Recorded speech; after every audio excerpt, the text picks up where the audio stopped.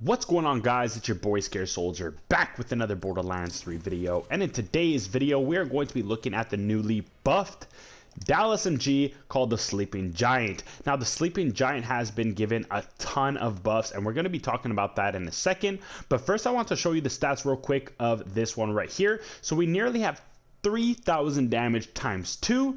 Plus, it has a good accuracy. Handling is average, but the reload time, fire rate, and mag size are very, very nice.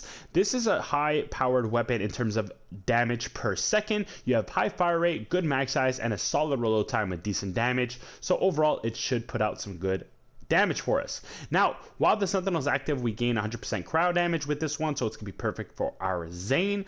Now, what we're also going to be doing is we're going to be giving ourselves some SMG damage, some movement speed, and some crowd damage on our Icebreaker, and we're also going to be grabbing a little bit of SMG damage off of our Seen Dead, so that's going to be helping out our Sleeping Giant for this video. Now, without further ado, we're going to be getting into where to farm the weapon, and then we're going to talk a little bit more of the weapon in the gameplay, so I'll meet you guys over there.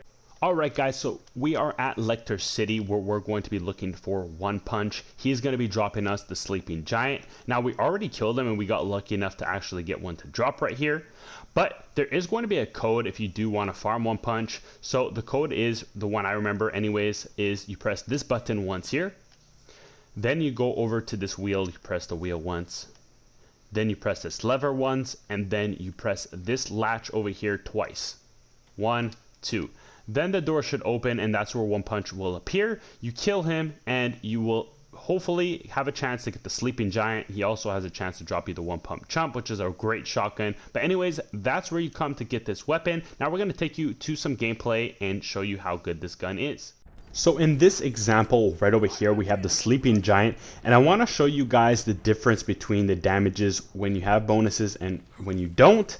Now, it may be hard for some of you guys to tell when the bonuses are active or not, but just pay attention to Grave Ward's health. So you saw that first clip that we put into him, the damage was massive, and we almost took out half of his first third of his health bar. That was with all the bonuses added. So you see the strength when the bonuses are active. So in my opinion, I feel like you get maybe possibly more critical hit damage when those bonuses are active. But when those bonuses are active, there's a huge difference in health, damage dealt, and of course, overall just time to kill. So that's what you guys see in this clip right over here. So we're going to be moving on to some mobbing footage where this gun does a lot. And that's where we're going to go to right now. We're going to be taking the Sleeping Giant to two places. First, we're going to be going to the Proving Grounds, and then after that, we're going to be going to the Maliwan Takedown, because a lot of people like to see endgame type of content with these kinds of pieces of gear. So you guys can tell that this gun, first of all, the ammo consumption is insane how much the gun eats, because the fire rate naturally is already high, being around a 10-11. Now when you have a character like Zane, or even if you use a perk like Overclocked on Flak, even if you do not use any perks at all, this gun is going to consume ammo extremely fast. So in that regard, you will be reloading really quickly. Now the problem with that is that unfortunately there's no way to necessarily finesse those bonuses that you get, because that's what makes this Sleeping Giant so good, is the bonuses when they're active. And unfortunately you cannot keep them up the whole entire time, because once you reload, it's possible that the bonuses go away, or if you get lucky enough, when you reload a second time, you get to roll those bonuses again. But it doesn't happen so often, right? So other than that, this gun is really good against normal enemies. Is it a top tier S-class type of SMG compared to what's in the game now? Definitely not, even with the bonuses added to it, which we're going to talk about right now, because we wanted to specify what exactly Gearbox did to the weapon. But nothing too drastic. What they did was they doubled the mag size. So before, naturally, I guess the gun didn't have a huge mag size, so they doubled it what it used to be. Also, now the reloading has a 1 in 3 chance to reward all of the possible bonuses at once.